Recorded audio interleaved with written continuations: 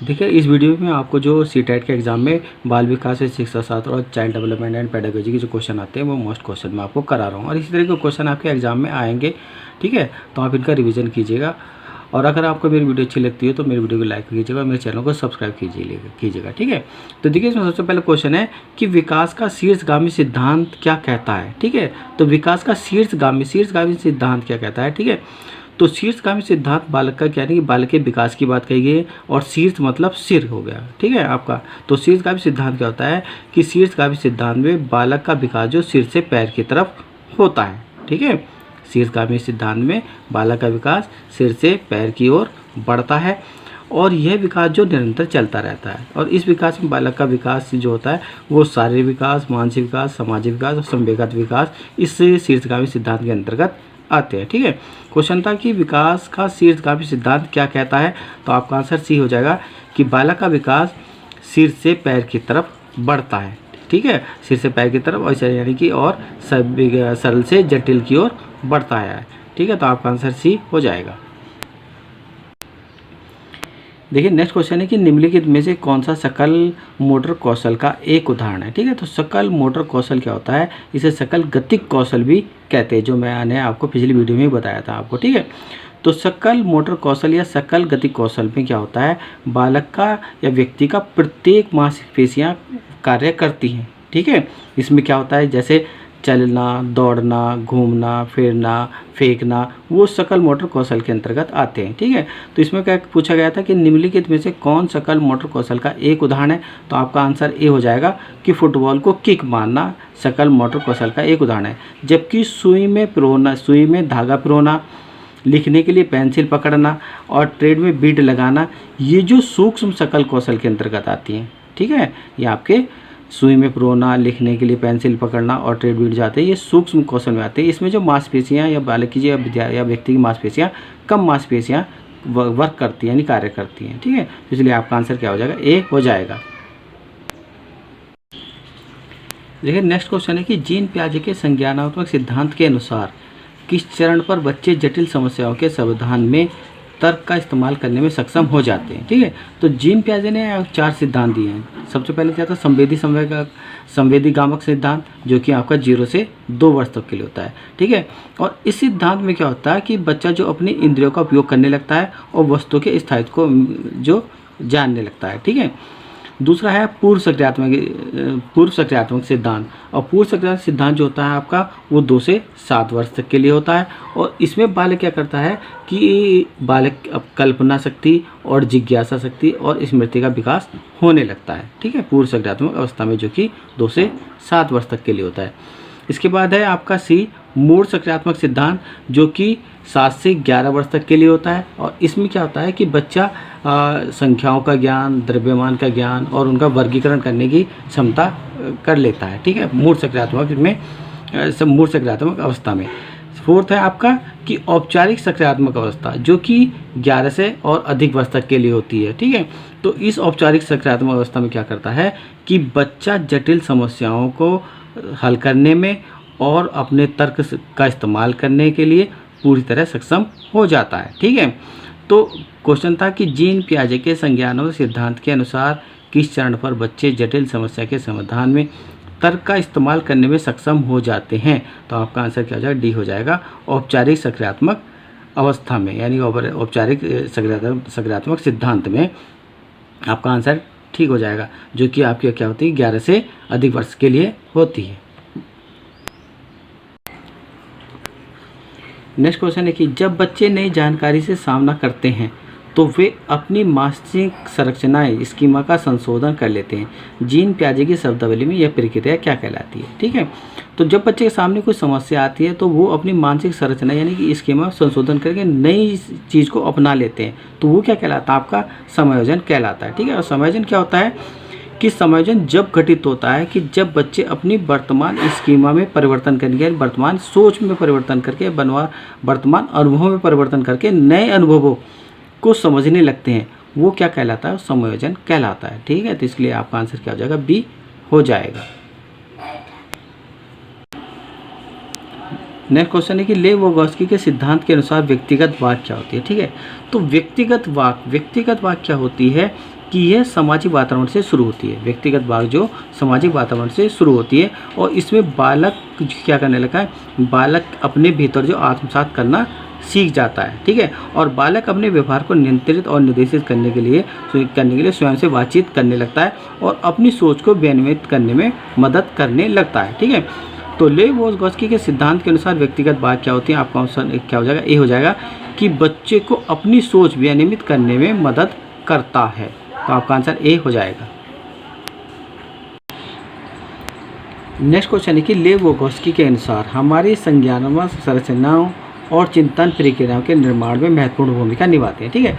तो लेव-वोज़गोत्स्की ने जो सामाजिक संस्कृति का सिद्धांत दिया है, ठीक है, और लेव-वोज़गोत्स्की ने जो सामाजिक संस्कृति सिद्धांत दिया है उसमें कहा है कि जो सामाजिक और संस्कृति बालक के विकास में एक महत्वपूर्ण भूमिका निभाते हैं, ठीक है। और जिससे बालक में क्या संज्ञानात्मक संरचनाओं का विकास, चिंतन प्रक्रिया का निर्माण होता है, किससे, सामाजिक और संस्कृति से, ठीक है।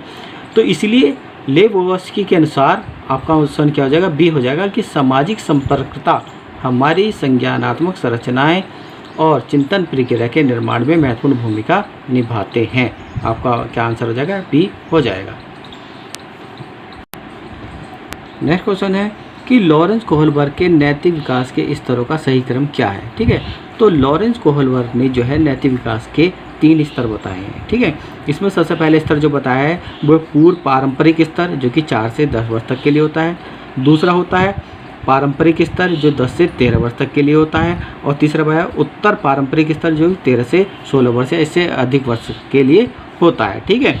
तो लॉरेंस कोहलबर्ग के नैतिक विकास के स्तरों का सही क्रम क्या होगा, आपका ऑप्शन क्या हो जाएगा, ए हो जाएगा पूर्व पारंपरिक स्तर, पारंपरिक स्तर और उत्तर पारंपरिक स्तर। आपका आंसर हो जाएगा।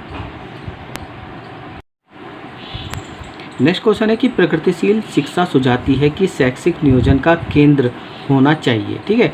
तो प्रगतिशील शिक्षा सुझाती है कि शैक्षिक जो होना चाहिए, शैक्षिक नियोजन जो विद्यार्थी केंद्रित होना चाहिए, ठीक है।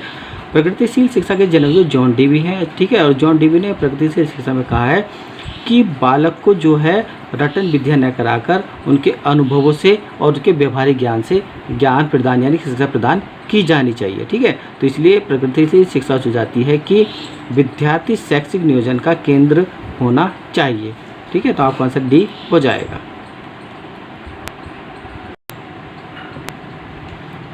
नेक्स्ट क्वेश्चन कि हार्वर्ड गार्डनर के अनुसार एक अच्छा कवि और लेखक होने के लिए एक व्यक्ति में किस प्रकार की बुद्धि होनी चाहिए, ठीक है।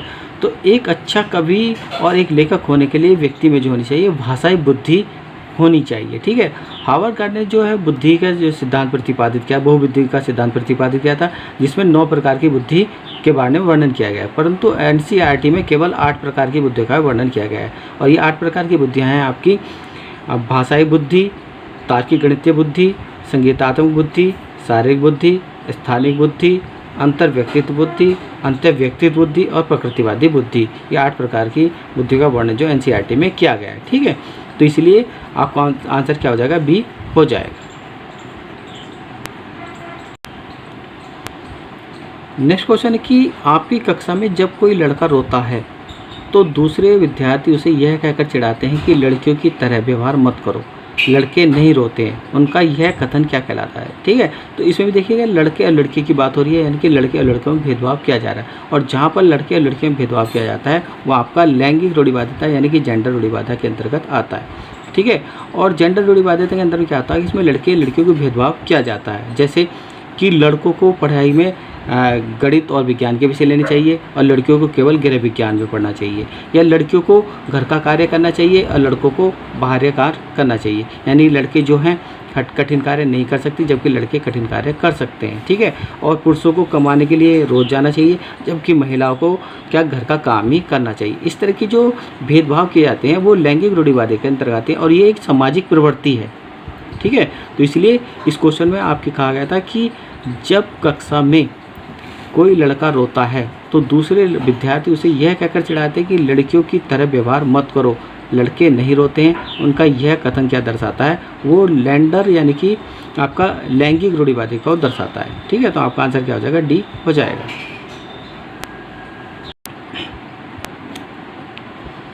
नेक्स्ट क्वेश्चन है कि अधिगम हेतु मूल्यांकन के संदर्भ में निम्नलिखित में से कौन सा कथन सही नहीं है। ठीक है, तो अधिगम में मूल्यांकन क्या होता है कि अधिगम में मूल्यांकन जो होता है एक रचनात्मक होता है और एक ये नैदानिक परीक्षा के अंतर्गत आता है। ठीक है, इससे क्या होता है कि जो बालक होते हैं, बालक को सीखने में मजबूती मिलती है, उनकी कमजोरी का पता चलता है और सीखने में जो बेहतर ढंग से की यह एक प्रक्रिया होती है। कौन? अधिगम में मूल्यांकन। ठीक है, तो इसलिए क्वेश्चन में कहा गया था कि अधिगम हेतु मूल्यांकन के संदर्भ में निम्न में से कौन सा कथन सही नहीं है। ठीक है, तो आपका देखोगा मूल्यांकन व्यापक होना चाहिए, ये भी आपका सही है। मूल्यांकन सतत होना चाहिए, ये भी सही है आपका। और सी देखेगा कि मूल्यांकन मानवीकृत परीक्षण द्वारा होनी चाहिए, ये आपका सही नहीं है। ठीक है, यही ऑप्शन हो जाएगा क्योंकि सही नहीं की बात की गई है। डी देख लीजिएगा कि विद्यार्थियों द्वारा स्वयं मूल्यांकन अधिगम हेतु मूल्यांकन का हिस्सा होना चाहिए, ये भी सही है। ठीक है, तो इसी में क्वेश्चन में कहा गया था कि अधिगम हेतु मूल्यांकन के संदर्भ में कौन सा कथन सही नहीं है, तो आपका आंसर क्या हो जाएगा? सी हो जाएगा कि मूल्यांकन मानवीकृत परीक्षण द्वारा करना चाहिए, ये आपका आंसर सी हो जाएगा। नेक्स्ट क्वेश्चन है शिक्षक द्वारा पूछे गए निम्नलिखित में से कौन सा प्रश्न बच्चों में रचनात्मक और समस्या समाधान दृष्टिकोण को बढ़ावा देता है। ठीक है, तो बच्चों में रचनात्मक और समस्या समाधान दृष्टिकोण को बढ़ावा देते हैं वो ऐसे प्रश्न देते हैं।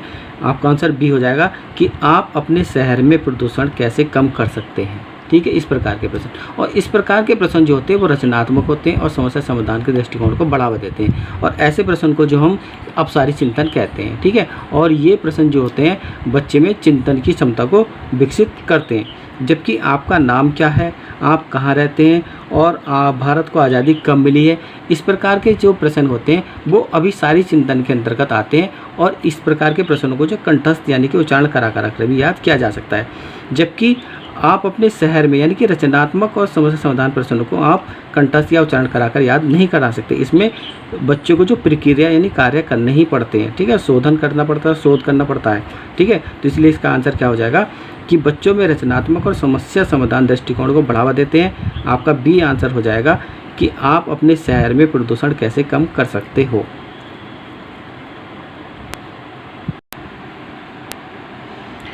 नेक्स्ट क्वेश्चन है कि हालांकि स्वालीनता से जूझने वाले विद्यार्थी विशिष्ट क्षेत्रों में चुनौतियां महसूस करते हैं, फिर भी उनमें सामान्यता का सामर्थ्य होता है। ठीक है, तो स्वालीनता विद्यार्थी कौन से होते हैं? स्वालीनता विद्यार्थी वे विद्यार्थी होते हैं जो प्रभावशाली से संप्रेषण नहीं कर पाते हैं या सटीक रूप से अपने ये समझने में किसी बात को समझने में समर्थ नहीं होते हैं या परेशानी महसूस करते हैं, और अपनी बातों को जो व्यक्त कर ठीक प्रकार से व्यक्त नहीं कर पाते हैं या करते हैं तो रुक रुक कर करते हैं। ठीक है, ऐसे बच्चे जो होते हैं स्वालीनता विद्यार्थी कहलाते हैं। ठीक है, तो क्वेश्चन था कि हालांकि स्वालीनता से जूझते वाले विद्यार्थी विशिष्ट क्षेत्रों में चुनौती महसूस करते हैं, फिर भी उनमें सामान्यता का सामर्थ्य होता है। ठीक है, तो इसका आंसर क्या हो जाएगा कि उनके जो स्वालीनता विद्यार्थी होता है उनकी बारीकी जानकारी पर ध्यान देना चाहिए। ठीक है, तो आपका आंसर क्या हो जाएगा? ए हो जाएगा।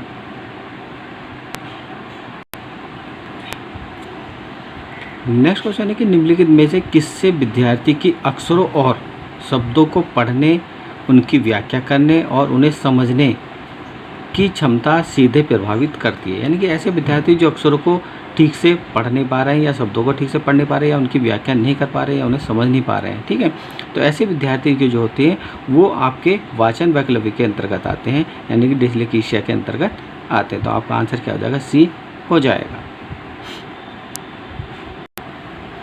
नेक्स्ट क्वेश्चन है कि दृष्टिबाधित से जूझने वाले विद्यार्थी के समावेशन में निम्नलिखित में से कौन सा कारक बाधक बन सकता है। ठीक है, तो दृष्टिबाधित बालक जो यानी विद्यार्थी वे बालक होते हैं जो सामान्य बालक की बातें ठीक प्रकार से नहीं देख पाते हैं। ठीक है, तो इसलिए इनके समावेशन में कौन बाधक बन सकता है?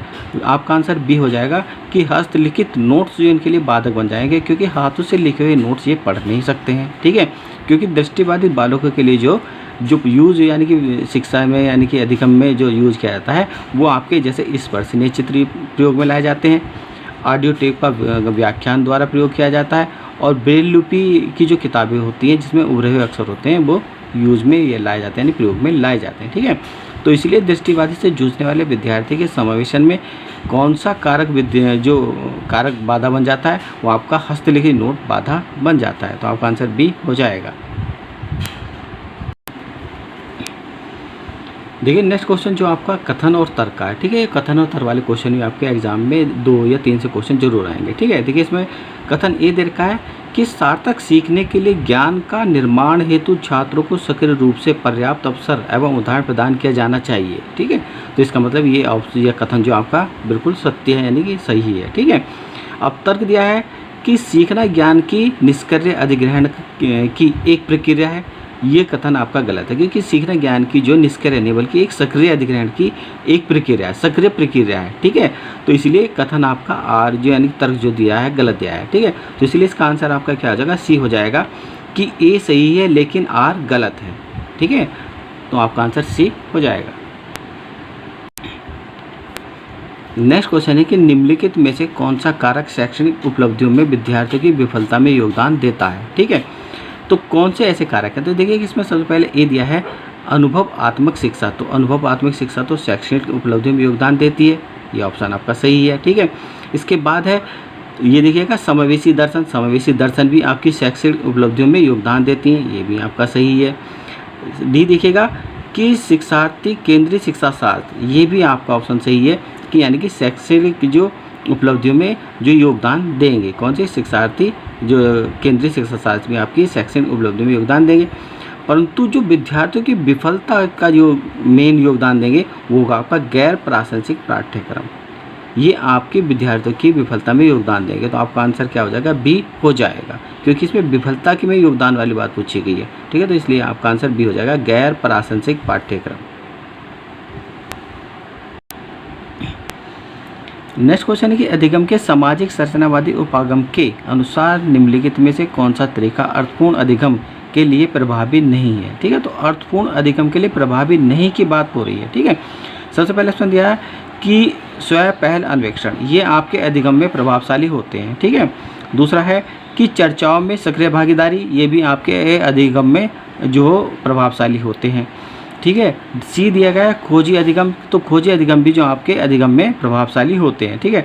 डी जो दिया गया है निष्क्रिय अनुसरण दिया गया है, ये आपके अधिगम में प्रभावशाली नहीं होते, क्योंकि निष्क्रिय अनुसरण क्या होता है कि इसमें बालक अपने आप ही अब अधिगम का यानी कि पढ़ता रहता है, ठीक है, निष्क्रिय रूप से पढ़ता रहता है, जो चर्चाओं में या किसी अन्य के साथ भागीदारी नहीं करता है, ठीक है। तो निष्क्रिय अनुसरण करता रहता है। तो ये तरीका जो होता है वो क्या है, क्वेश्चन में कहा गया था कि निम्नलिखित में कौन सा तरीका अर्थपूर्ण अधिगम के लिए प्रभावशाली नहीं है। तो आपका डी आंसर हो जाएगा, निष्क्रिय अनुसरण जो आपका प्रभावशाली नहीं होगा। नेक्स्ट क्वेश्चन है कि विद्यार्थियों में समस्या समाधान कौशल के विकास के लिए निम्न में से बढ़ावा देना महत्वपूर्ण है, ठीक है। तो विद्यार्थियों के समस्या समाधान के कौशल के विकास में आपका जो अपसारी चिंतन को बढ़ावा देना महत्वपूर्ण होता है, ठीक है। तो आपका आंसर सी हो जाएगा, अपसारी चिंतन। अब ये अपसारी चिंतन क्या होता है कि अपसारी चिंतन एक ऐसा चिंतन होता है जिसमें बालक के सामने अगर कोई समस्या आती है, ठीक है, तो अपने में बौद्धिक की यानी कि बुद्धि के अनुसार उस समस्या के एक से अधिक समस्या हल खोज लेता है, ठीक है, उसे अपसारी चिंतन कहा जाता है। यानी कि जब बालक के पास या सामने कोई ऐसी समस्या आती है तो उस समस्या को सोल्व करने के लिए, ठीक है, वो एक से अधिक उसके क्या हल को खोज लेता है, वो आपका अपसारी चिंतन कहलाता है, ठीक है। तो इसलिए विद्यार्थियों में समस्या समाधान कौशल के विकास के लिए निम्न में से बढ़ावा देना महत्वपूर्ण है। सी आंसर हो जाएगा, अपसारी चिंतन को बढ़ावा देना महत्वपूर्ण होता है। नेक्स्ट क्वेश्चन है कि विद्यार्थियों द्वारा ग्रहित वैकल्पिक अवधारणाओं से अध्यापिका को किस प्रकार निपटना चाहिए, ठीक है। तो वैकल्पिक अवधारणा होती क्या, पहले ये देख लीजिएगा कि तो वैकल्पिक अवधारणा जो होती है वो छात्रों में सीखने की क्षमता में वृद्धि करती है, ठीक है। वैकल्पिक अवधारणा जो छात्रों में सीखने की क्षमता को वृद्धि करती है, और इस अवधारणा की प्रक्रिया से यह ज्ञात किया जा सकता है कि बच्चे भी चिंतन करने में सक्षम हो रहे हैं या नहीं हो रहे हैं, ठीक है। और यह जो आपकी जो वैकल्पिक अवधारणा होती है वो वैकल्पिक अवधारणा जो सीखने की एक महत्वपूर्ण प्रक्रिया होती है, ठीक है। तो क्वेश्चन था आपका कि विद्यार्थियों द्वारा गृहीत वैकल्पिक अवधारणाओं से अध्यापकों को किस प्रकार निपटना चाहिए। तो आपका आंसर बी हो जाएगा कि उन्हें ठीक प्रकार से समझा जाना चाहिए कि वे अधिगम प्रक्रिया में महत्वपूर्ण होती हैं, ठीक है। तो आपका आंसर क्या हो जाएगा, बी हो जाएगा।